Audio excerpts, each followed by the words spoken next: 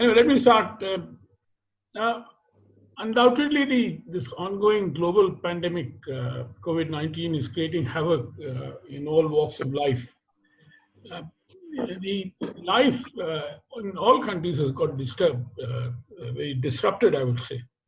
And we don't know how the future is going to unfold. It's probably going to be as bad or as good as it stands. Now, we are aware that this will have a serious ramification on international trade, being one of the major issues. Food and pharmaceuticals, medical devices are all in for to face a supply side shock. And this is evident from a number of export restrictions and other measures on such products that several WTO members have put in place since the advent of this global pandemic. Equally important to note the proposals put forward by countries like Australia, Singapore to the WTO in addressing such measures. Unless they are addressed in a balanced manner by taking into account all interests, such measures and countermeasures may spiral into a slippery slope of protectionism, resulting in spillover effects from supply to demand side shocks. As a result, other than immediate consequences such as loss of producer and consumer welfare, there will be a serious damage to the system of unilateralism, which has underwritten the security, peace, and prosperity of the world since the Second World War. Can we afford this to happen? Therefore, other than debating this broader role of the WTO in underwriting security, peace, and prosperity, this webinar will discuss the following specific questions for trade multilateralism under the aegis of the WTO to reinvent itself in a new avatar or reinvest itself. The first is creation of a critical mass of support for the European Union-Canada proposal for reforming the WTO dispute settlement system. If you are aware, I mean, the WTO dispute settlement is now in a limbo since the appellate body members were not confirmed by the body in view of the US recalcitrance.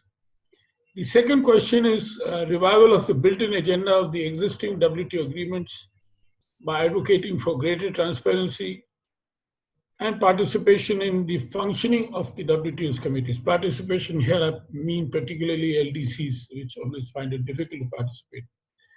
And third and last is adoption of the values of the WTO agreement on trade facilitation for future negotiations. To please take off.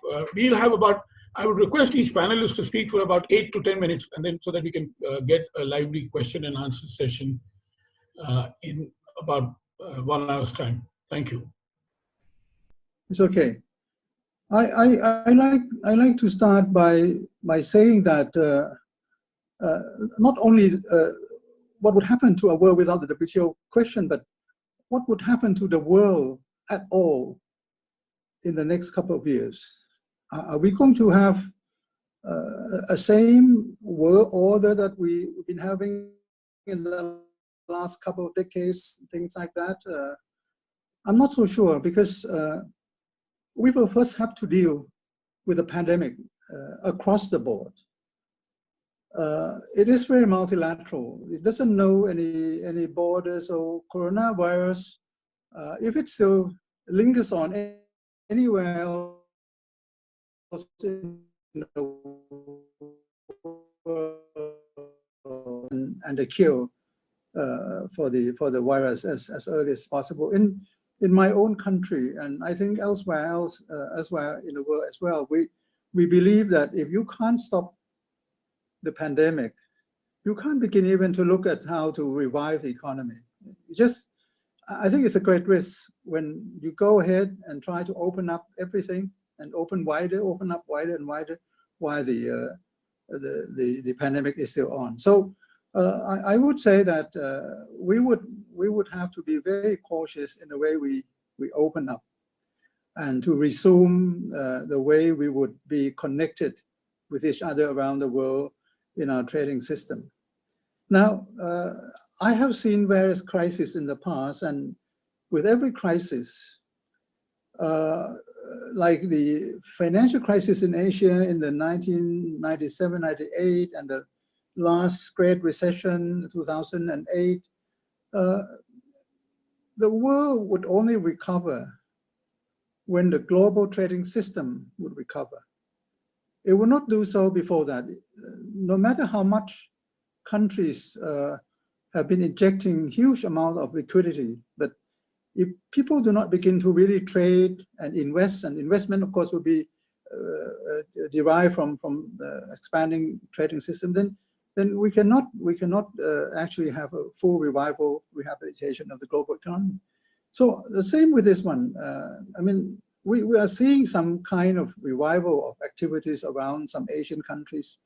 You look at China at the moment. China still exports, and it has actually seen some growth in its export, surprisingly. But the drop in import is more alarming. The drop in import in China is deep-seated, and it will go on. And it does mean that China's economy is not really fully recovering.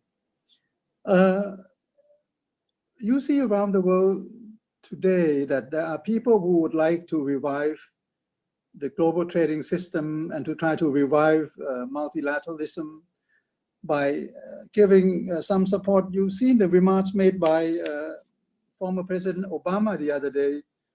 He was saying that now is the time to start developing a framework for global coordination. I thought it was true many years ago already, but he was re-emphasizing the thing for global coordination.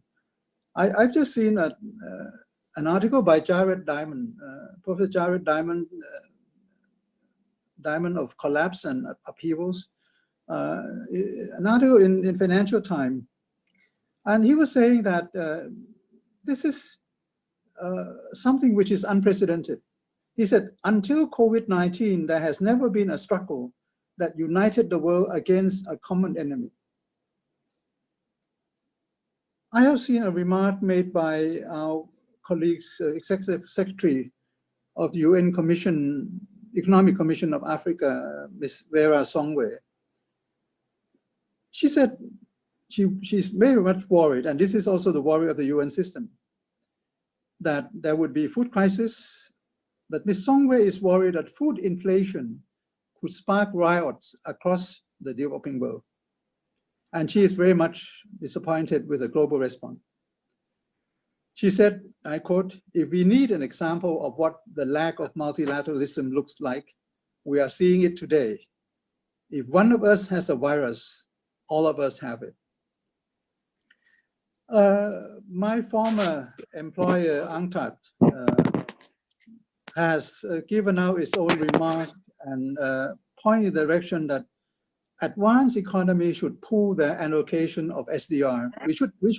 We should go for an immediate issuance of additional spatial drawing rights of around $1 trillion US. This is a recommendation by UNCTAD, and that advanced economies should pool their allocation of SDR and make them available to the poorest so that they can use them in a way that we can finance a new trading revival. I can go on, but this just goes to point out that what we are seeing in the world today, that in spite of all the call for more unity, and people have been singing this song of John Lennon all over the world, the song Imagine, and with the lyrics of, I hope someday you will join us and the world would be as one. And I think the opposition, the controversy, the way that we are seeing things developing are not at all pointing in that direction that we are hoping for. Everywhere, and I think this is quite logical, you know, in the midst of the crisis, people tend to look at their own domestic crisis first, try to solve it, and some countries even go as far as to ban export of some key pharmaceutical products, medical equipment some time ago. Of course, we are now seeing better time with countries who have actually come out of the crisis beginning to help in sending some of these equipments overseas and things like that as well. But on the general trend, I have talked to several business associations around in Asia, and they told me that they are trying to convince our governments that let the government take care of their own businesses first.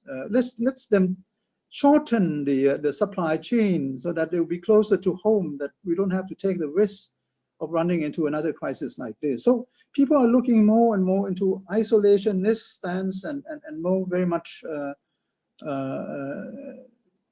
reverse protectionist stance.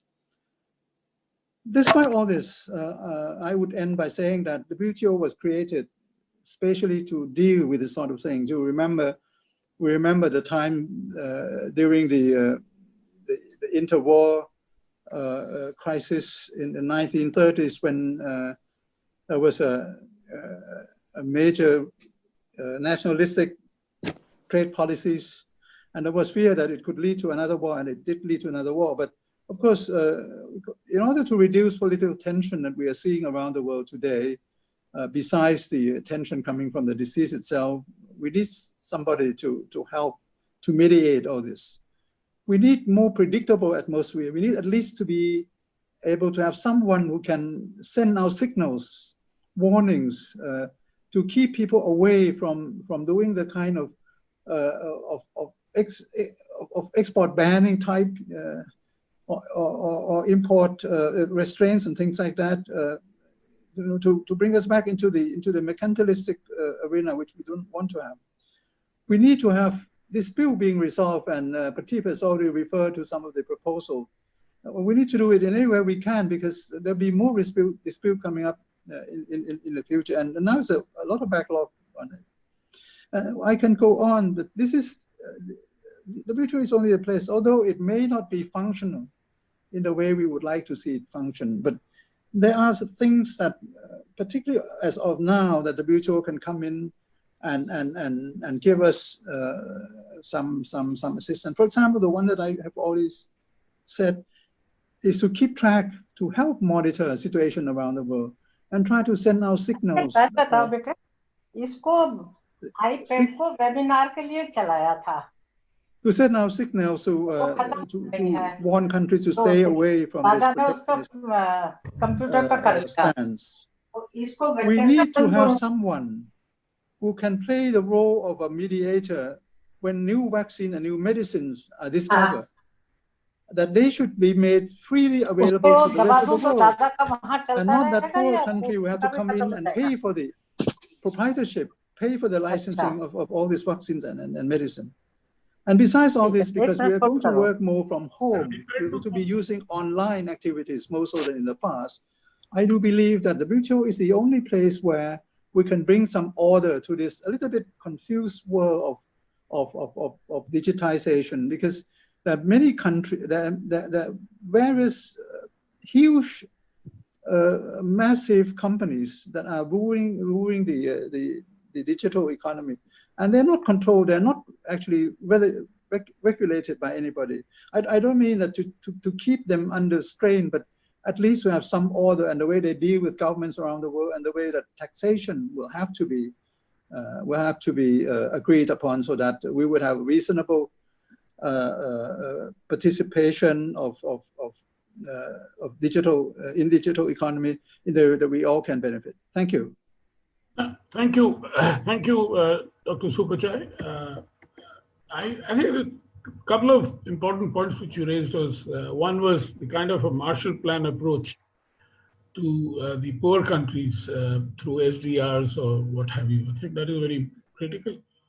And secondly, the last point which you made in terms of the dispute settlement system, I'll be glad to hear more about that from Kishore. Kishore, over to you. Thank you very much, Pradeep, for inviting me to this discussion. And it's a particular honor to speak after Dr. Supachai, my friend, who's actually the real expert on this subject. But what I'm going to do is, before we narrow down to the specific issues, to talk a little bit about the larger global context, because we are, as actually Dr. Supachai just said, living in a very, very strange world. And we've got to understand the strangeness of the world if we want to find the solutions to the specific problems that you have raised, Pradeep. And I'm basically going to make 3 points. One is, of course, about why you need to have a global consensus. 2, what is the threat to this global consensus? And number 3, how we rebuild it again and then solve these problems that you mentioned. And the first point to emphasize, of course, is that when people speak about trade, they always think of it in economic terms. But actually, as Dr. Supachai hinted just now, a few minutes ago in his remarks about what was going on in the 1930s, they realized as far back as then, 90 years ago, that essentially, if you want to preserve peace, you have to promote trade. And amazingly enough, the data shows very clearly, and I have a chart, I don't know that you can see it. And the top part is just, you look at it, how global trade has gone up. And the bottom part, how casualties from war have gone down in exactly the same period. There seems to be almost a direct correlation between growth in global trade and decline in deaths in war. So clearly, global trade has done more than just brought about prosperity. It's brought peace, and also, frankly, equally importantly, all the tremendous reductions that we have seen in global poverty are also a result of trade happening. Now, I want to emphasize that part because that brings me to my second point, which is very strange. If you can imagine, just imagine you are way back in 1947, 48, talking to the negotiators who are trying to set together GATT, and you tell the Americans in the room, you know what? 72 years from now, after we build this great system, global GATT and global trading system, the biggest threat to this global system will come from United States of America, and the biggest believer in global trade will be communist China. And if you had said that in the room in 1947, 48, the Americans would have laughed you out of the room and said, come on, you must be mad. The United States, the strongest, most self-confident country in the world, will always be the #1 defender of trade, and communist China was no way it can happen. So you can see what a strange world we have come to in the year 2020 is the exact opposite of the world in which WTO was first created at that time. And I want to emphasize this because the fundamental threat to the global trading system comes from the fact that the United States has lost its cultural confidence. The American people no longer believe that they can compete in international trade. And that's why the United States keeps not just walking away from GATT. The dispute settlement system is just a symptom of a larger problem, which is they feel that the international trading system, they cannot succeed, they cannot compete. And that's why, the United States will walk away from the Trans-Pacific Partnership. And by contrast, the country that is actually the most confident today when it comes to international trade, I would say by far is China. The Chinese believe no matter what, they can compete, they can succeed. And this was confirmed just, I think, a week or two ago when Premier Li Keqiang was speaking at the close of the 2 sessions, the 2 big sessions, NPCPP and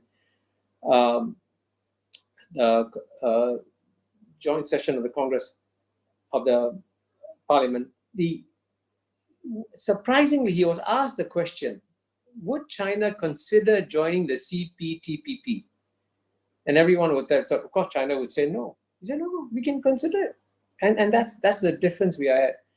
And so we have to understand this fundamental transformation in the world to understand why the global trading system is so shaky today, because the #1 supporter has lost confidence in it. And what used to be the #1 opponent is now the strongest supporter of it. And of course, the more China supports it, especially in the context of a major geopolitical contest that's broken up between the US and China, which as you know, I document in my latest book as China One, the more that China supports anything, the more the US will say no. And certainly when it comes to the World Trade Organization, the US will not listen to China. And here's, I just want to mention as an aside, I hope we come to that at some point in the discussion, the one place that could really try to fix the WTO would be the European Union. But the European Union, as we know, is itself in having its own challenges, its own problems. And it's basically, when it comes to dealing with the United States, the Europeans have a tradition of cowardice. They will never ever stand up to the United States, and certainly they're not stand up to the Trump administration. Although the one piece of good news I saw in the Financial Times today, and I hope it comes about, is that Europe and Africa are going to try and work together to nominate a candidate for the WTO, and that would be good. That would show, be a concrete signal that the developed world and developing world are agreeing on a candidate that hopefully would then be someone to be acceptable to both sides of the equation. So my third and final point, going back to your questions about the dispute settlement mechanism and others, frankly, it's not a case of trying to fix the mechanism. It's a case of trying to figure out how we rebuild the consensus in the World Trade, not just in the World Trade Organization, rebuild the consensus in terms of saying trade is good for the world, trade is good for humanity. And you know, the data is, by the way, not just global. I always like to say, for example, that one region in the world that has actually demonstrated the power of trade is ASEAN, Southeast Asia, where in ASEAN, surprisingly, where you had a group of countries that were initially in the 50s and 60s a bit frightened about opening up their borders and so on and so forth, over time have opened it up. And China, as you know, and Southeast ASEAN, as you know, has remained in the same period very peaceful. There have been no interstate wars again. And we even managed to bring in Vietnam, Cambodia, and Laos in. By contrast, and I hope you don't mind if I make this contrast, as you know, India and Pakistan have not had normal trade relations. And of course, there seems to be a correlation where they have fought at least 5 major wars, 48, 65, 71, 99, and then all these various incidents at Supachai. So you can see again a correlation there. In Southeast Asia, trade grows, peace remains. The India and Pakistan, no trade, and then you have conflicts. So the point of all this is that we actually, especially now in Asia, and I believe that the Asian countries clearly will be the biggest beneficiaries of growing international trade. We actually have to go back to basics, and ironically go back to the United States and say, actually, what you gave us was a wonderful global trading system. It's been good for you, been good for the world. Can we rebuild it instead of destroying it? And here, the last point I'm going to make is that, unfortunately, no Asian country or leader is willing to step up and say, I'll take on that role. And this is where I hope, as a result of your discussion, Pradeep, what we need clearly now is some kind of leadership from Asia. You are in the best position to stimulate it. I hope your discussion leads to some discussion of who in Asia can help to rebuild the system, including the dispute settlement mechanism. Thank you. Thank you very much, Kishore. I'm sure, I mean, in fact, we were talking about 21st century being the Asian century, and I wonder why there is not a single Asian claim on the DGWTO's vacancy position. I find it very surprising. But anyway, I suppose there are other political reasons behind it. Having said that, Hari, you made some excellent points, except let me, when you talk in terms of India, Pakistan, Kishore, don't forget that unlike ASEAN, South Asia was created out of India. To get my point, in the sense that, you know, Pakistan and then Bangladesh came out of India. So it's a different dynamic totally. It's not the same dynamic as in ASEAN. So therefore, I will not get into that kind of thing. If we can get back to our original discussion on the issue that we are talking about, Supperamaniam, over to you. Thank you very much, Pradeep, and also thank you for inviting me for this panel session. I think both the speakers, Dr. Supachai and Kishore, have brought out very pertinent points and observations. But you know, having been a practitioner in the WTO, when one talks about WTO reforms, system, what needs to be done and all that, I think one area which is often neglected, and which I think is very important, and you know, there's the working practices of committees, the WTO subsidiary bodies, for example. You know, you and I know, and Dr. Supachai himself will know as well, we have a lot of committees, 21 committees, I think, at the moment, plus 5 working groups, not to mention the very specific groups which have been established to deal directly with negotiations. But when one looks at the work of the WTO subsidiary bodies, the committees, I find that very little constructive work is being done. Although the mandate is a little bit broader, it goes far beyond just looking at notifications, compliance, and so on. In fact, goes beyond that, you know, to help countries, especially developing countries. You mentioned about LDCs, for example. You can see that participation of developing countries in these committees has been very minimal, very, very minimal. You know, although that is the bread and butter of the officials, trade-based, officials based in Geneva, participation has been very minimal. And this is because of the lack of capacity, resources, and so on and so forth. But I think generally I would like to make this observation that we should not, I think one of the important components of the executive function of the WTO is actually performed by all these subsidiary bodies. You have the WTO Secretariat, and you had Dr. Supachai was the director himself, he knows that. And there are so many other committees, you know, which the WTO Secretariat services. But the question that we may have to ask is, are these working committees working? Is the full potential of these working committees being fully tapped? I regret to say that it has not been fully tapped, simply because the focus has been essentially on the implementation of commitments under the WTO agreements. You know, although the committees could do much more constructive work in terms of contributing to policy reforms, which will make the real difference in terms of the functioning of the WTO. And, you know, I can say that the working practices of the WTO committees have been a major problem, you know, that the WTO is facing today. Why people are losing confidence or they're not so excited about, you know, WTO's performance is because if you look at the working committees, we should have actually contributed a lot in terms of reforms, were not forthcoming.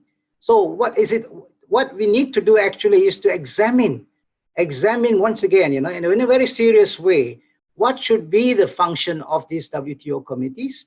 How should they be restructured, for example, and how the working practices could be improved so that they not only look at notification requirements, but also help, especially developing countries, to cope not only with their commitments and to assess and evaluate what the implications of some of these commitments will have on the economic development of developing countries, especially LDCs, for example.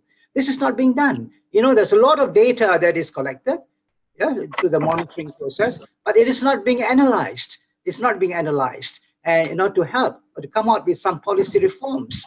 And in fact, I must say that some of our negotiations have been very difficult simply because you find that a lot of these issues, which are somewhat technical in nature, have not really been thought out in detail among the committees. If we can do that at the committees, for example, it will be less politicized, and we'll be able to resolve some of these trade issues, problems specifically. That's not been done. Instead, everybody wants to take it to the dispute settlement mechanism. That shouldn't be the way. In fact, even the mediation, which Dr. Supachai is fully aware, why should it always be the establishment of panels and then an appellate body? I mean, there is that provision. There are provisions where, you know, the Director General himself can assume a role. There's the mediation aspect of it, which has not been really utilized in the WTO. What I'm trying to say is that, and the point that I'm trying to say is that WTO working practices in the subsidiary bodies of the WTO have to be relooked at as a matter of priority, right? And if this can be done, and there are a lot of weaknesses, for example, in the WTO committees today, you have lengthy discussions, very little progress, right? And then also representation in these committees, for example, more often than not, they are trade officials from Geneva based. There's very little participation coming from the capital cities. And the second aspect of it, that in some areas, when we look at in committees like technical barriers to trade, SPS, and so on and so forth, it cannot be just the work of the trade officials. You know, there are other stakeholders who have got other objectives, other mandate in in a country, for example. They need to be invited, they need to be involved, so that you see, like trade officials will look at it from the trade point of view. But you have, others, for example, look at it from the environmental point of view, from a health point of view, various safety point of view. These officials are very seldom participating in the committees in the WTO. So what I think we should be doing, among other things, is to have a more inclusive approach to the work that is being done, and not just restrict it only to trade officials, but also invite stakeholders from outside to come in and participate as well. Otherwise, you find that there is a shift now in terms of the shift is moving away from bargaining or market access and so on to more of regulatory cooperation. And regulatory cooperation would involve the participation of not just trade officials, or also officials of regulatory bodies in the respective national economies, for example. So I think, I really think that, we need to really look at the functioning of the WTO committee and see how they can contribute to the reform system that the WTO members are talking about. I don't think there's anything wrong with the WTO. It's a very good institution. It has served very well. And everybody has pointed out that trade is very important for all of us. But we also need to look at whether or not we can continue to operate the way we operated under the Uruguay round, or on the Doha round. I mean, sometimes it's ideological. And then there's a sharp division between countries. We now have to have a look at it as a new paradigm. Shared partnership, shared vision. What is it that we want in the WTO? I'm sure if all countries can work together and not be very ideological, then we can, in a way, continue to make the WTO useful and beneficial to countries. But this is not being done. And I'm afraid that, I remember under the GATT days, before the Uruguay round, negotiations were very easy. One reason was that developing countries did not assume a very important role at that time. The developed countries played the part, but they never put pressure or demanded reciprocal concessions from developing countries, because they knew where the developing countries were in terms of their capacity, technological capacity, even industrial capacity, and so on and so forth. But the Uruguay round and then the Doha round, you find that there's a lot of demands being put on developed countries on developing countries who don't have the capacity. So when you follow that kind of an approach and push, then you're going to have a problem, right? So what I'm trying to say that I'm not saving the WTO. We can get the WTO to continue to be there, but continue to be more effective. I think we need to change. We need to change how we look at the work of the WTO, and how members of the WTO should be working together on issues. And this again comes back to the work of the committees. Why should we allow agenda setting just by a few countries for negotiations? Why can't it be a bottoms-up approach to the top? The negotiating agenda can in fact be determined by the work of the various committees in the WTO. It's kind of part of the inbuilt agenda, discussing in detail policy issues, new developments, the implication, and what needs to be done to improve the trade regime, for example.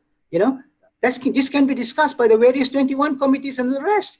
And if you have the right kind of people participating in it, capital-based officials and other officials from cooperation agencies and so on, this will then give rise to a number of issues that need to be discussed by the WTO in general. And some of it could even be negotiated.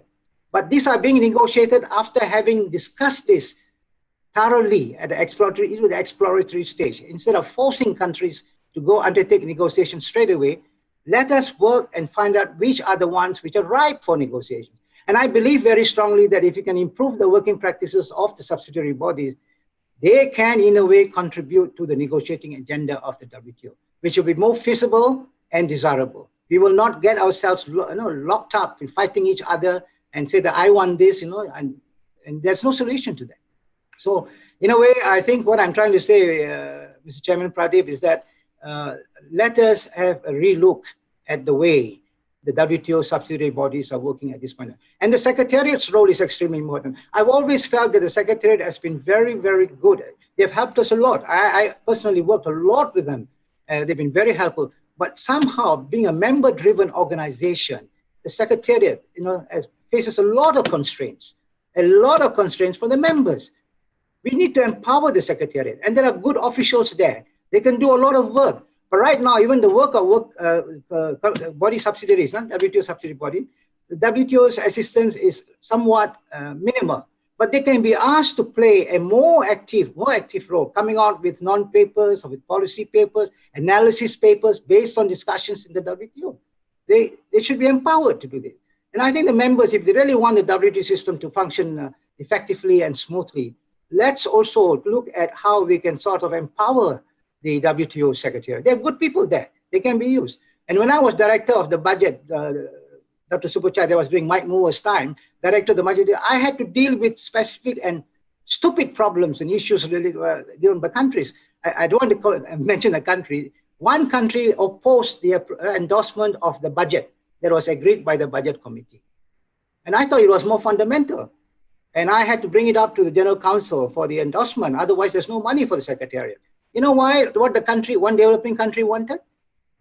I had a private conversation with the ambassador. He says, my officials are not getting, places for training in the WTO, and therefore I'm blocking this. It's ridiculous. This is ridiculous. It can be very difficult if countries, resort to trading, trading things like that. We have to look at the functioning of the WTO system in a very systematic way, in a very objective way, in order for it to move. So I just wanted to mention that because I'm saying that we have to deal with a lot of strange kind of, demands and all that. But I think all these things have to give way. But I still feel that if we focus, among other things, on the work of the subsidiary bodies of WTO, including the Secretariat, I think we can somewhat, make the organization more relevant, effective, and really meaningful to the members. Then we get the political participation of countries. So, there's so much that we can talk about, but time is a constraint. But I feel very strongly that let's also not forget that there is an important work that needs to be done at the level of the WTO subsidiary bodies, because they are not only doing work at technical level, they're also doing work at the policy level. And how do we get this going? Sharing of best practices, sharing of information, sharing of approaches in the various committees. All this could be collectively discussed and brought up to the General Council when they come up with the general report. The general report of the General Council is merely an indication of what the committees have done, but they don't go further to find out whether they've been effective in terms of their performance, and what kind of output they have come out with, in order that the international trading system can be looked at and see where the improvements are desired. So I'll stop here, Pradeep, but I may be later. Thank you very much. Thank you very much. You remind me of the time when the WTO was established in Marrakesh. The general understanding or general feeling was that now it is a permanent negotiating forum.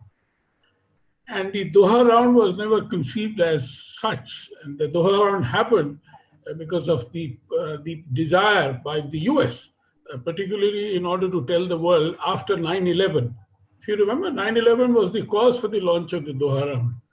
And they added the label called development in order to bring the developing countries on board. I still remember Robert Zoellick, then USTR, lobbying in Delhi and making these kind of speeches. And one could see very clearly the US was, rightly so, I would say, very desperate in order to send a signal to the world that the world is together, which goes back to the point which Kishore made in his own opening remarks, that the US was the body, the country which promoted WTO as the important sort of anchor for world trade happening and in order to, and as it is as it stands. Secondly, in terms of the ideological issues, Supperamaniam, if you notice one thing, that there is increasing amount of variable geometry which is now taking place in the WTO, in the sense that there are plurilateral negotiations going on many issues, as calling them as coalition of the willing. So it is happening in a sense, whether or not we agree with it or not is besides the point. May I now invite Tanya? Tanya, over to you.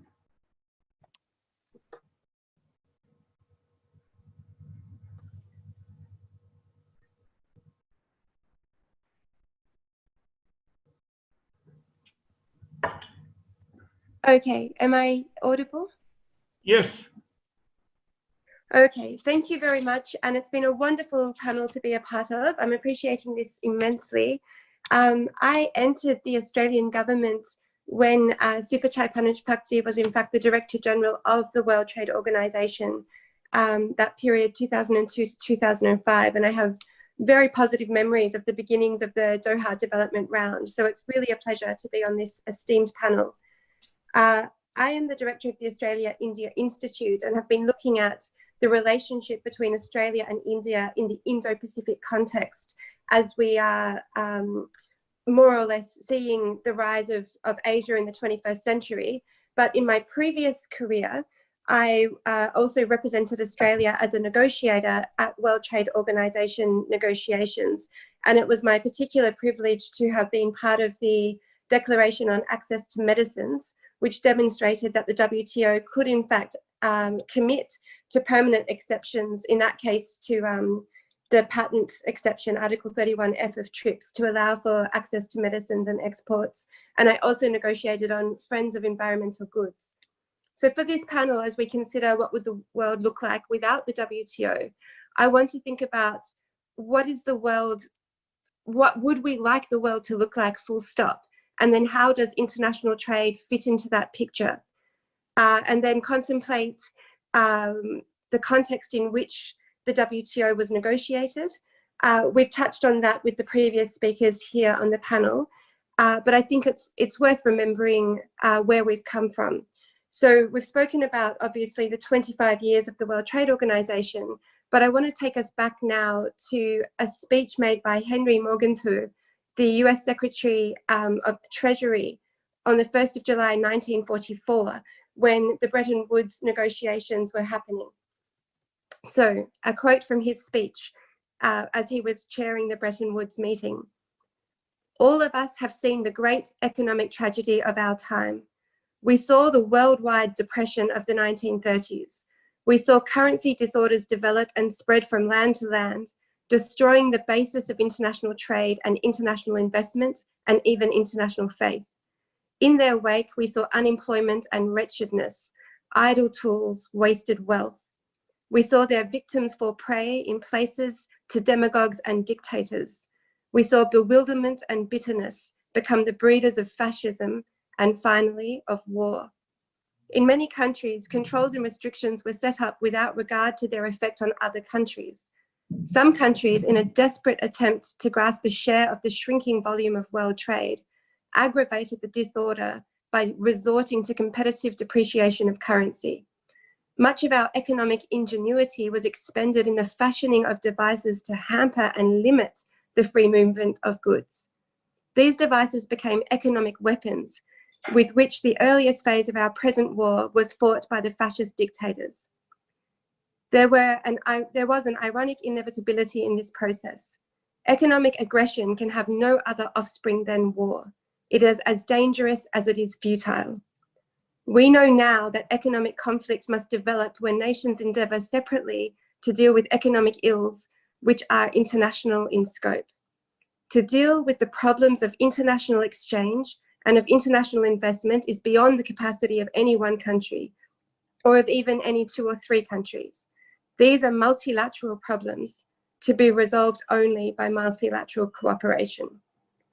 Now, the reason to read this quote, it's quite lengthy, but it gives you a sense of, in time, why we came together in the first place in 1944.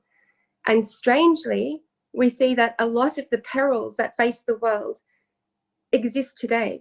So in some ways, we are truly repeating history in terms of the dynamics that we are facing. And yet we are resorting to the same mechanisms that brought us to the brink of despair in the late 1930s and 1940s. It beggars belief that such intelligent leaders can come full circle and again question the very multilateral consensus order that brought us together to the amount of peace and prosperity we have managed to achieve in the decades that we have just had. So why this threat is a question I ask myself. It is not merely the WTO that is under threat. We know now that for the last 5 years or so, it's multilateralism as a whole that has been under strain. It's the International Monetary Fund, it's the World Bank, it's the United Nations order, as we've seen with the World Health Organization and other institutions as well. So in order to think about why the WTO is affected and what the world would look like without it, I think we need to understand why multilateralism as a whole is coming under strain and what the world looks like without this consensus. Now, in some ways, amusingly, ironically, and quite sadly, it probably wouldn't look that much different because institutions are only as strong as the credibility that they have. So as individual states act in ways that undermine the credibility of organizations and institutions, we see that that alone creates a problem with being able to follow these institutions, and it affects their strength, their ability, and their capacity to function. As we know, the World Health Organization came under stinging attack by the United States for the way that coronavirus was dealt with. But the problem that we all fail to see is that it's not necessarily only the fault of organizations. For organizations, as we all know on the panel, are only the aggregate of states that have committed and consented to this organization taking forward. A state's power is in its member states, and the member states following the rules that we have all agreed to be bound by. Clearly, the World Trade Organization needs to be looked at. And on one positive note, I suppose, is the idea that we all have consensus on one thing. Reform is required. The question, though, is then what kind of reform is required? Now, the United States and others have been talking about the need for greater discipline among developing countries, and in particular singling out countries as like India and China, who are in fact now in the top 5 of the global economies, at least in terms of GDP, obviously not in terms of per capita. So the US wants to see a rollback of special and differential treatment and a more level playing field. But I quite agree with my predecessor that this in part on the panel is to do with the cultural confidence that the US is having, that it no longer believes that it can succeed in competition. Now, unfortunately, it does not seem appropriate to create rules for a game that you think only you can win. And at the point that other players start to perform strongly, you decide you no longer want to play by the rules and perhaps want to withdraw and umpire altogether, as the United States has clearly done. But when we look at what's being asked for in terms of reforms, we've also heard on the panel today that we need to look at efficiency. We need to look at the dispute settlement system. Obviously, there's an interim agreement in process now for an appellate body to be bound by a plurilateral group within the WTO. And we've seen at least, still a positive functioning with the tobacco dispute appellate body outcome announced just yesterday.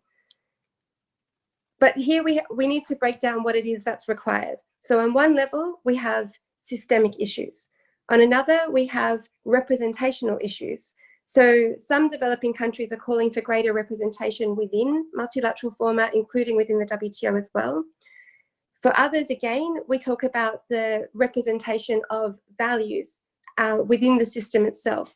So we know that in 1995, TRIPS, often a quite contested pillar, the trade-related aspects of intellectual property rights, somehow, was constituted a part of free and liberal trade.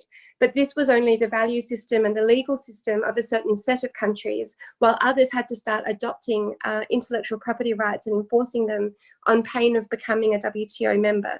So do other values also need to be represented? But these issues are all the contest between states. We then have 2 other big shifts between the 20th century and the 21st century.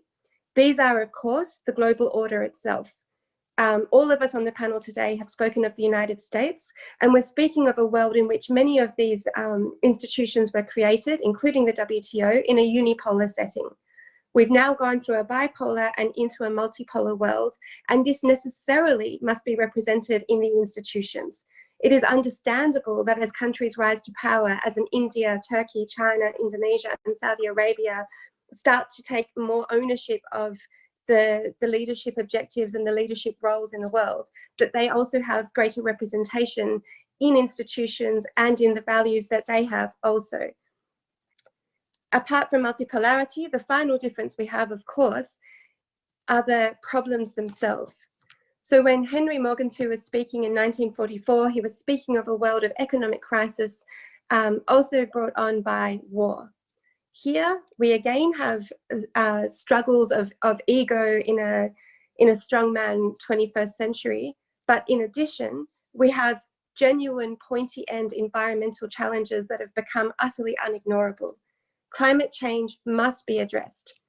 We have, as the Honourable Supachai Panitchpakdi pointed out, human health pandemics, and currently the coronavirus crisis that is affecting every single country in the world right now.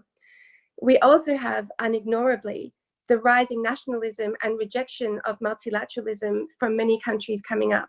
And this really needs to be addressed as a problem, not ignored and being told we must be focused on consensus, but try and unpack why it is that nationalism has reared its head again when it seems so utterly illogical and against the rationalization of our own, the maximizing of our own well-being.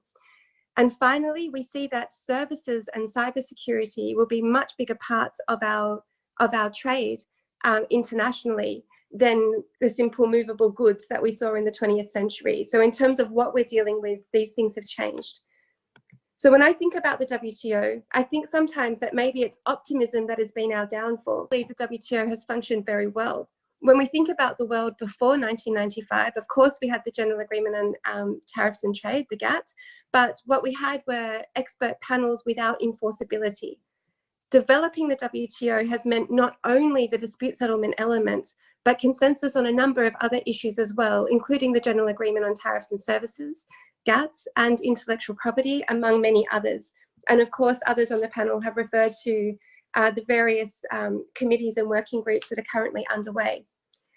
But we were so enthused and energized by what we achieved in 1995 that I think our optimism almost broke our own backs. 1998, we rushed to the San Francisco round only to realize that protests prevented it.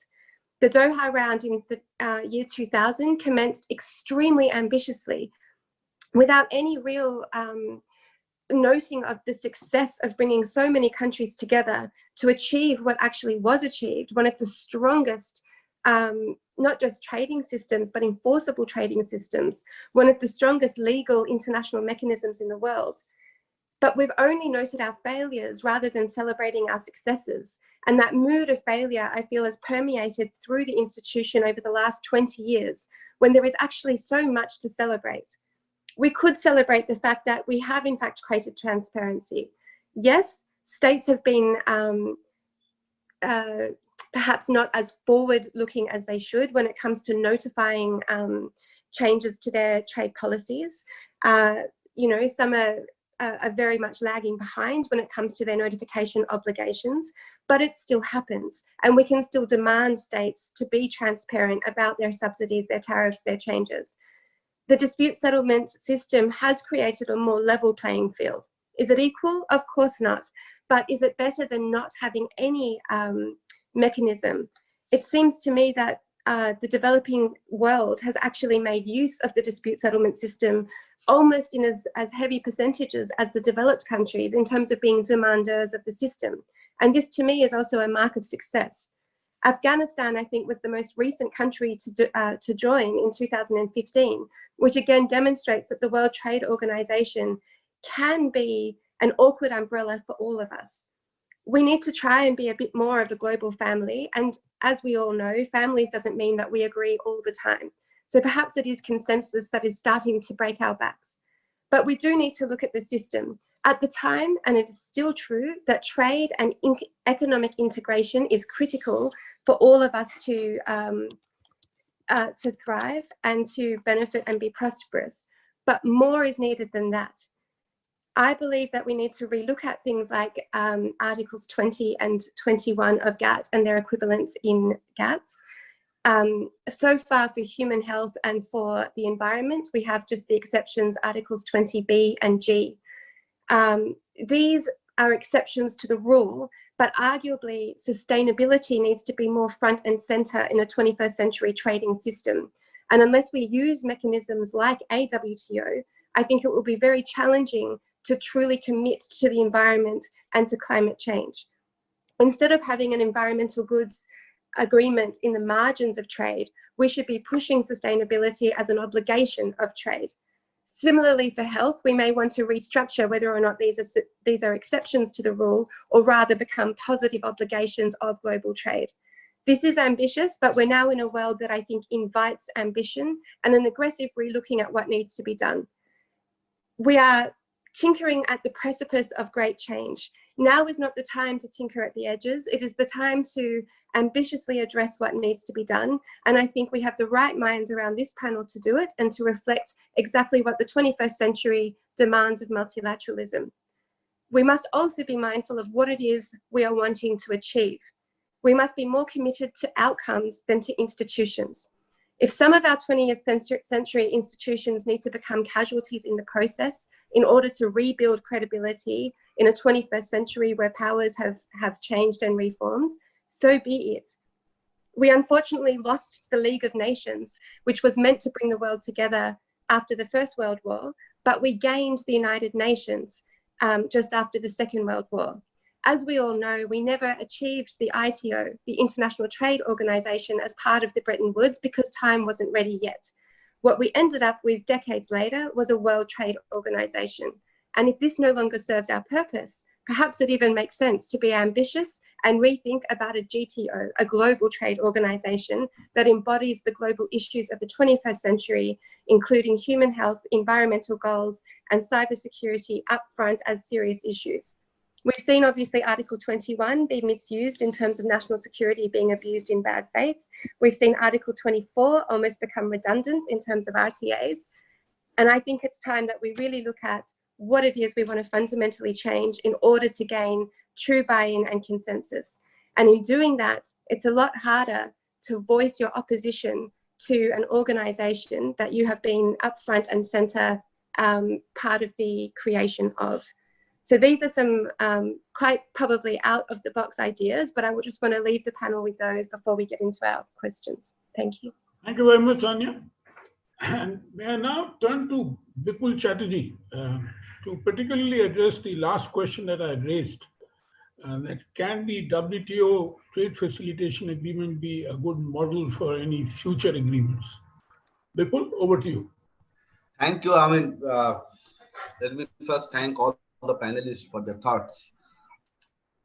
I mean, I think we need to look at this issue of trade facilitation, not just in terms of an agreement per se, but more in the holistic sense of what we have heard since morning. We have heard about Dr. Supachai speaking about it's not just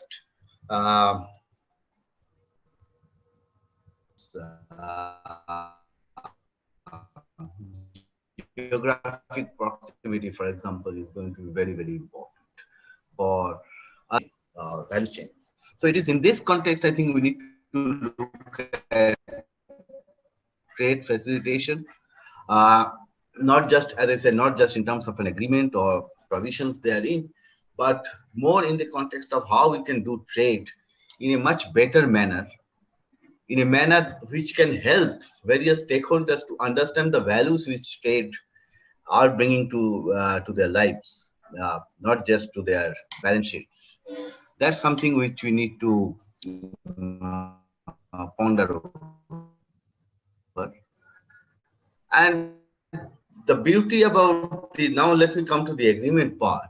The beauty about these points, since the Singapore Ministerial Conference in 1996, So, and all member countries, they have shown interest, including some of those countries who are otherwise negotiating quote unquote new issues. I'm not taking the name of countries, but in this case, all member countries, they have shown their interest in negotiating this subject for the simple reason that they realize the values that it can bring, and not just in, as I said, not just in terms of uh, uh, monetary values, but the overall values that trade facilitation can bring to our lives. So we can have better access to goods and services, which otherwise is difficult to access. I mean, we have to pay more. So this very strong consumer dimension of trade facilitation was also evident as we have seen the negotiations of that subset. The unfortunate part is that it is yet to be implemented. The required number of countries ratifying it. But let me end at this point of time. I think we should have also have sufficient time for questions and answers. By underlining one particular feature of this agreement is that I think it's a different kind of an agreement than the other WTO agreements or GATT agreements, that here we have given the options to countries about their commitments, about their obligations, as per their needs, as well as per their, what you call, capacities.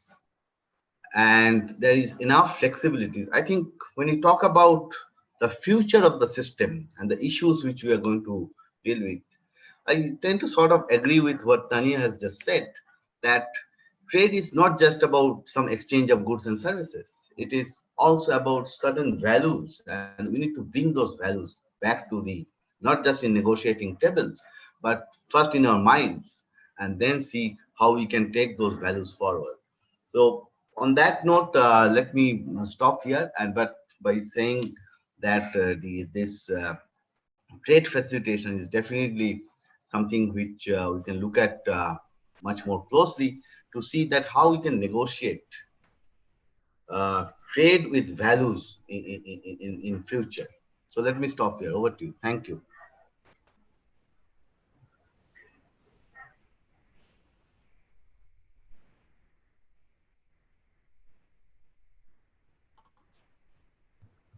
Thank you, Bipul. And now may I request the host to please read out the questions, if any, that he might have received from the audience. Yeah, we've received several of questions. I'll take it one by one to the respective speakers. I'm Mehta. I work with Kutch International. The first question is for Dr. Supachai. Considering that the pandemic has broken global supply chains, which are vital to world trade, and there's also growing move for national self-reliance in many countries, what will be the future of the world trade? And are WTO institutions adapting to the emerging scenario? So the question, over to you, Mr. Supachai. Yes, what we are seeing today is that the situation on the global supply chain is in a state of flux.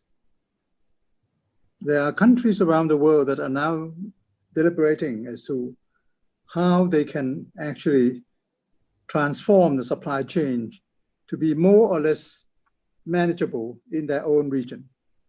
For example, if you look at the ASEAN economic community, we're looking at the opportunities that the community could be able to attract the kind of supply chains that could be centered around the connectivity within the ASEAN areas, instead of linking up beyond ASEAN, even into China and somewhere else, because there remains a big risk that the chain might be broken during times of crisis. So we are seeing a bit of a contraction of the spread of the supply chain a little bit. We don't see a disappearance of the supply chain, but we are seeing the supply chain being contracted, being drawn closer to home within the region of joint economic integration effort.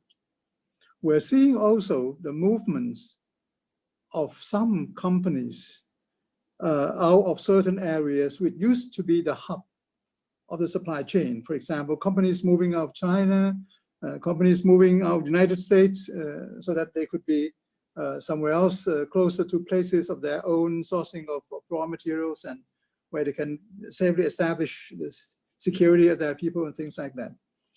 I have heard talks, and this is from India, I have heard talks that India and US have been having some discussion on supply chain between Indian and US American companies, particularly US companies that are located in China, for example, to bring those companies out of China to be relocated in India. And I was told that the Indian government is offering a lot of incentives for this to happen.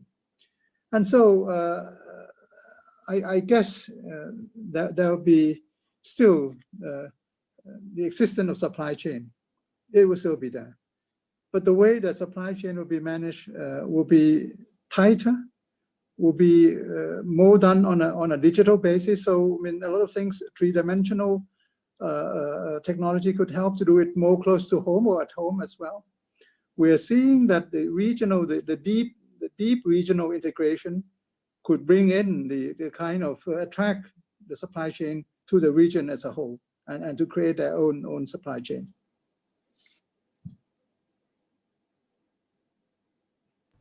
Thank you, Mr. Supachai. The next question is for any of the panelists who would like to take this.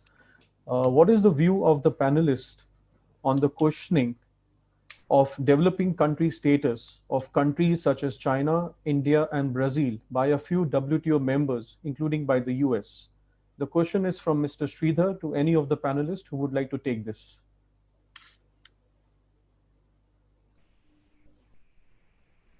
Yes, Mr. Kishore.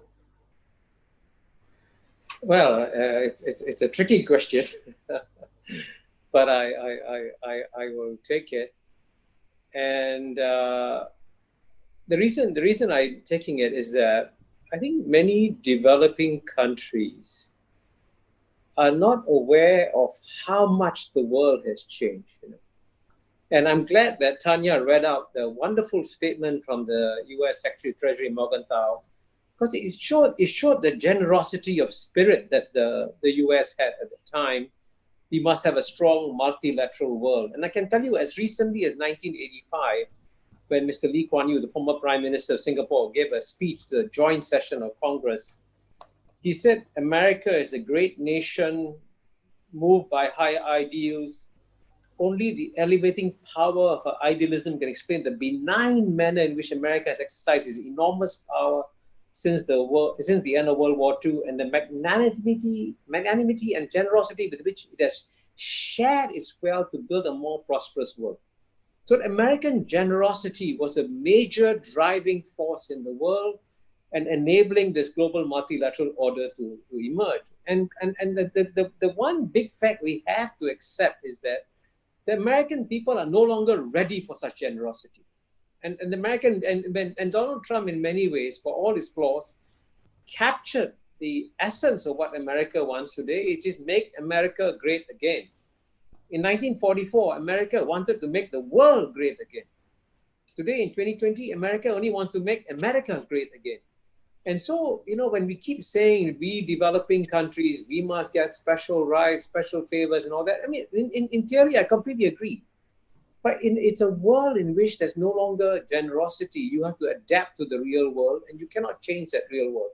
So for a start, in fact, I've argued in my book, As China Won, that one of the strategic mistakes that China made was not to unilaterally give up some of the concessions it got from WTO in 2001 when it joined WTO, because it got the concessions which it deserved. It was a developing country then.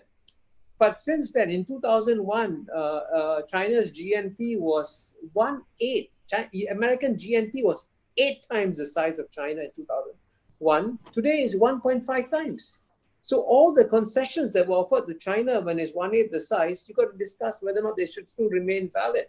And I think, frankly, it is in China's national interest to progressively release some of these concessions and say, okay, we will work with you. Yes, I mean, it is a fact, by the way. China's per capita GNP is 10,000 and United States is 60,000. But despite that, frankly, there's a greater sense of generosity today in China than there is in the United States of America, vis-a-vis the rest of the world. Now, when it comes to India and Brazil, it gets a bit more complicated. I think clearly in the case of India, I hope our Indian colleagues will speak out their views, because Supachai has hinted something very, very important. There is a new kind of implicit alliance developing between India and United States, okay? And you put that on the table. There's a kind of geopolitical alliance that's developing here. And in theory, by the way, as you know, when China implicitly became a geopolitical ally of United States in the Cold War, China was showered with so many gifts. Why do you think China has grown so fast over the years? Because the Americans opened their markets to China and say, come in China, you can grow and we love you and please grow with us. Unfortunately for India, you've decided to become a geopolitical ally in some ways of the United States at a time when America is the opposite. It is now not generous at all. And so you don't get the benefits that China got from being a geopolitical ally of the United States. Because basically entry into the American market is what enabled China to grow so fast. And in the same way, in theory, America should be opening up its markets to India. And if it did that, frankly, that would be a good thing for India, good thing for United States, and it would be good for the world also. But unfortunately, as you know, it was quite shocking the way President Trump, I think, threatened India when COVID-19 broke out. On what I forget what the issue was. He actually called and said, if you don't do X, I will do Y, kind of thing. And that was a threat that was given, even though at the time when India and the United States are moving closer together. So I'm telling these stories because the developing countries, if they really want to survive in a much more difficult world, a world without Morgenthau, then frankly, they got to understand the new realities. They can no longer make the demands on the West, on the developed world that they did before. And they got to work for different kinds of arrangements whereby they benefit and the West also benefits. That's what we need to do. Thank you. Pradeep, can I make a comment on that? Please do. Yeah, no, I think the issue there is, the question that was raised was in respect of the status with developing countries and developed. In the WTO, what we accept or recognize formally is developing, and LDCs. LDCs has got a separate kind of categorization. But I think there's a lot to do with the special and differential treatment. We recognize, of course, a lot of things have changed. A lot of developing countries have reached a state of development where, like, for example, US is unhappy with China because it seems to be also having a free ride in terms of S&D provisions, which, as you know, are generally applicable to all developing countries, including LDCs. I think my own view is that the special and differential treatment provisions will have to stay because they're quite sensitive, right? They're quite sensitive in the WTO, and also the levels of development, even within countries, can vary in terms of growth and so on and so forth. But what I think would be a more feasible approach to overcome this problem of differentiation is when we negotiate some issues, that some will be very issue specific,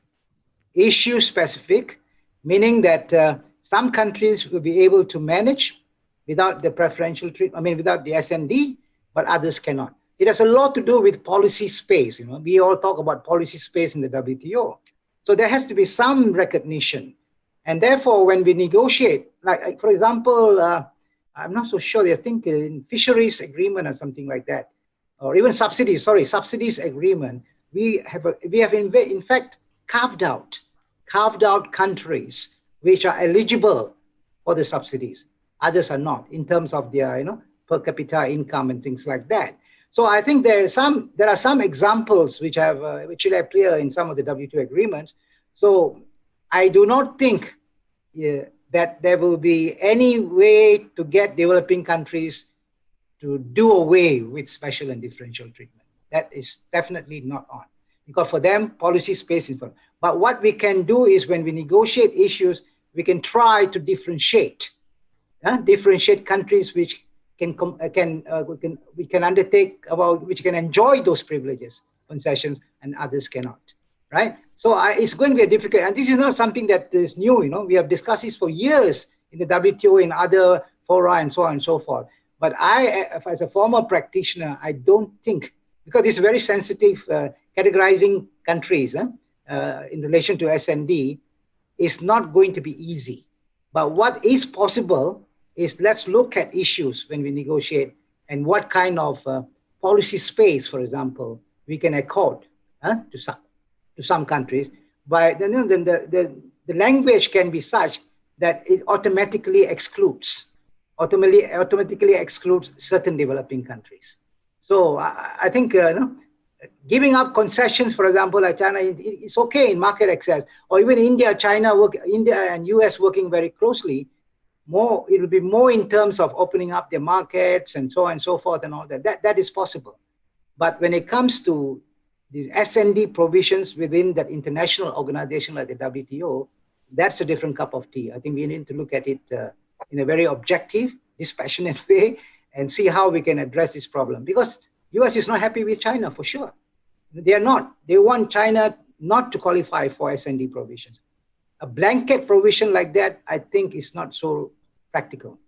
So I think WTO members will have to find a way, to deal with this special and differential treatment in the WTO. Thank you. Thank you, Supperamaniam.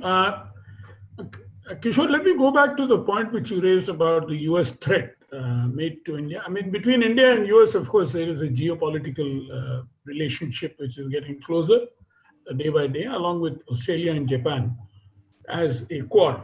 Now, the goal is very clearly to contain China. What US has been threatening India again and again, it was not only on the export of the medicine, which is a malarial medicine called hydroxychloroquine. That's right. Now, that was not something which is really the best cure for dealing with COVID-19, but this is how. Now, I mean, Trump sort of takes up an issue and makes it a great issue always. And like Harley-Davidson tariffs in India was so high that he made a big issue out of it. And again and again. I mean, he does that intentionally. Now, when you talk in terms of the US issues in relation to China, Supperamaniam, the fact is that China was able to take a lot of advantages from the WTO agreement, and that is what has irked US. For example, the state-owned enterprises, the kind of national subsidies, hidden subsidies which are existing in China and making them more competitive, is something which has been a bane for the US as such. This is what Trump wanted to change. And as Kishore rightly said, I mean, the generosity has come down because of the kind of the downsides of globalization in the US and many other countries, which is indeed another issue, which is causing a lot of discomfort with the WTO as such, that WTO being the instrument for globalization as perceived by a very large number of people, if not all. On the other hand, the fact is that when we are discussing about this particular issue about, can the world do without a WTO? I don't think it can. What is it that we need to do? And Tanya has made some very good suggestions in that area. Though, of course, there is a contradictory positions taken up by Supperamaniam also, in the sense that when you talk in terms of policy space, or when you talk in terms of ideological issues, whether it's labor or environment and so on, and this is something which has always been a bugbear for like India, Malaysia, and China as well. That you can't bring in non-trade issues into the trade agenda.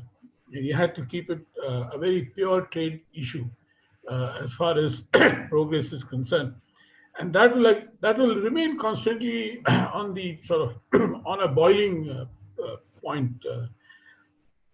Having said that, let me go back to the panel and invite Bipul, who's raised his hand. Bipul.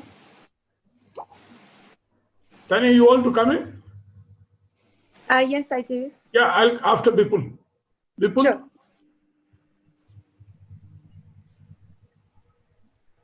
Yeah, 2 points very quickly. First is on the last one, which you have underlined. I mean, drawing from what Tanya has said earlier.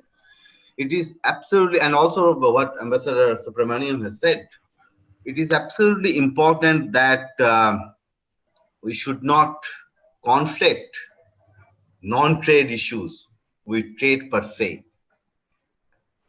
Particularly in respect to trade sanctions, I would underline this point. At the same time, we have to understand, I would quote unquote understand the values, let's say environment or various other welfare measures. The linkages between those values and the values that trade can bring to our lives. And this is what I was emphasizing on our lives, not just on our companies' balance sheets. That's something which we need to, I think we need to ponder over much more seriously and much more carefully than what we used to do in the past. But definitely not as per sanctions approach. That can backfire, which we have seen in respect to both labor and environment in the past. My second point, and again very briefly, is what Dr. Mahbubani has said about this new geopolitics which is emerging. The situation is such that the United States, they have left the space for whatever reasons. There are various theories about it. China is very keen to enter into that space. But the question is whether middle powers are how middle powers are thinking about it. Middle powers like India, Indonesia, Vietnam, I'm talking about this part of the world, about China. So it's a classic example of, I think, the Kindleberger trap, which we are witnessing as we speak. And it is much more difficult nowadays because of various development with respect to China's behavior.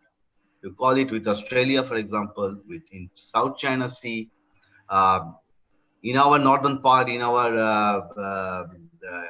Ladakh region. So we are not sure about how we are going to deal with those kind of a situation. But on your point about India getting more and more aligned, if I may use that word, with the United States, I think the jury is still out. We are following strategic autonomies as far as our foreign policy is concerned, and I think we'll continue to follow strategic autonomies in various dimensions of taking forward our foreign policy objectives. So over to you. Thank you. Thank you. Tanya, before I come to you, Uday, are there any other questions? Yeah, there are a couple of questions, but I think Tanya has been waiting for a long time. So maybe we can take Tanya and then we can come back to the flow. Okay, but we have now limited time, another 5 minutes to go. Tanya, over to you. Sure. So just quickly on the issue of generosity, I quite agree with Kishore that we've moved from an America that wanted to make the world great again to an America that wants to make America great again. But I think this limited ideology completely forgets the idea that in order to make any one nation great, we need to be collective. In terms of whether generosity exists in the world, I would say that it does. It's just not in the United States at the moment. France and Germany have been playing very strongly a leadership role, and India has stood shoulder to shoulder with Merkel and Macron. So there's been calls to a Friends of Multilateralism started by France and Germany last year, which India has joined. Some of the phone calls that Prime Minister Modi made in March and April when the pandemic struck were to France and Germany to discuss a human-centric multilateralism, which Prime Minister Modi has been very vocal about. And we've seen New Zealand's Jacinta Ardern speak about kindness on the floor of the United Nations General Assembly as something that needs to drive all of us. So I would say that generosity is alive and well. It's just not in its original parts.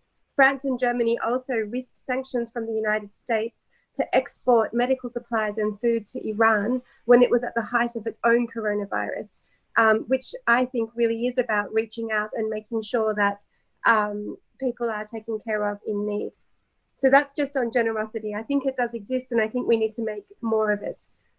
In terms of special and differential treatment, I think we need to be mindful not to fall into a prisoner's dilemma. It's easy to fight against an opponent, but what we need to do is rise to an idea or an ideal. And I think we need to have our eyes on the world that we want to be, and we can do it. A previous example is the access to medicines I was talking about. This was in fact India's ingeniousness again. Article 31F of the TRIPS agreement was about whether or not you could export patented medicines that were under Crown license in order to deal with a pandemic or an emergency. And 31F constrains that by saying, well, you can't export. You can do Crown license of medicine in a pandemic, but if you're exporting, then it must be for some kind of, economic benefit. And in this case, it completely forgot the idea that maybe a country doesn't have the technological base to create its own medicine. So it's going to be reliant. Côte d'Ivoire may not be able to produce hydroxychloroquine, for example, if it needs to.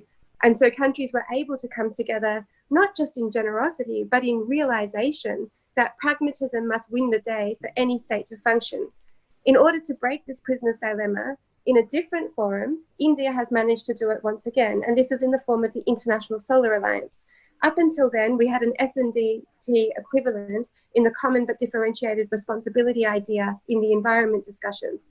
And in that, the International Solar Alliance has kind of broken that north-south divide of common and differentiated responsibility by saying, yes, developing and least developed countries can act, but again, let's be pragmatic. We need to share technology transfer properly and green finance properly. So if the issue is about enablement, instead of insisting on the rights of an exception, which quagmires everyone into the lowest possible form, let's insist instead on the highest. Let's be outcomes focused.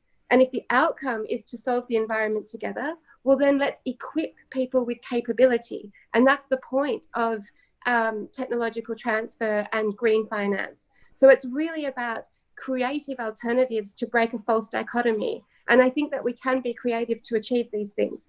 Lastly, am I just banging on about ideological issues instead of recognizing a real politic or a policy space?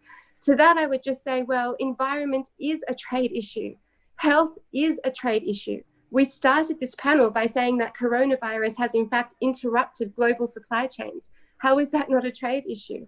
Climate change will also affect supply chains, as tsunamis and other things have already done. So I think we also need to reevaluate our false duality. It's not body versus mind or trade versus environment. They are in fact one and the same. And the longer that we divorce them out, the longer we won't actually be able to deal with the issues that are before us in an outcomes way. Thank you. Thank you very much. Now, can I turn to Dr. Supachai? Supachai, for your last word before we conclude this event. I would like to say this. A number of years ago, there was an American professor by the name of Rudiger Dornbusch. He's already passed away.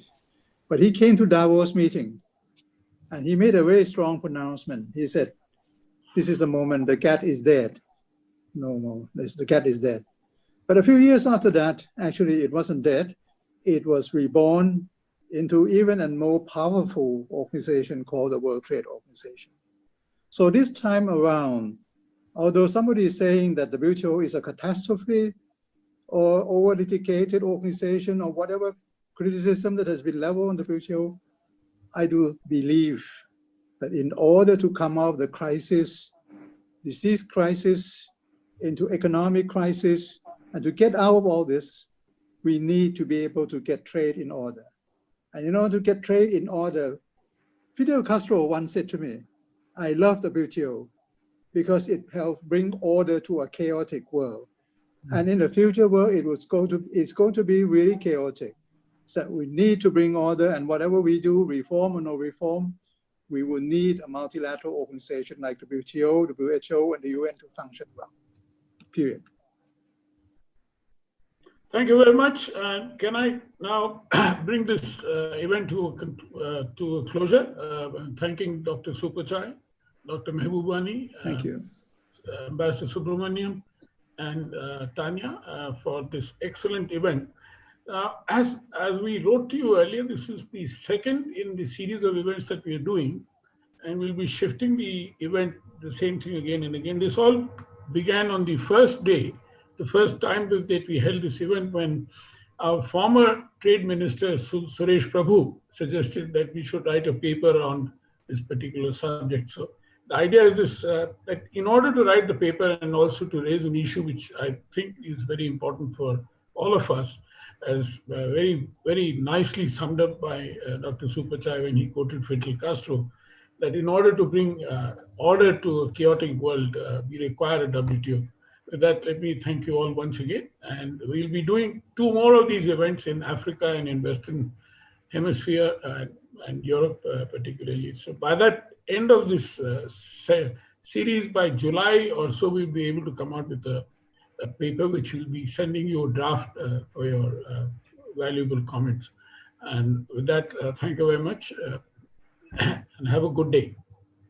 Thank you. Thank you. Thank you.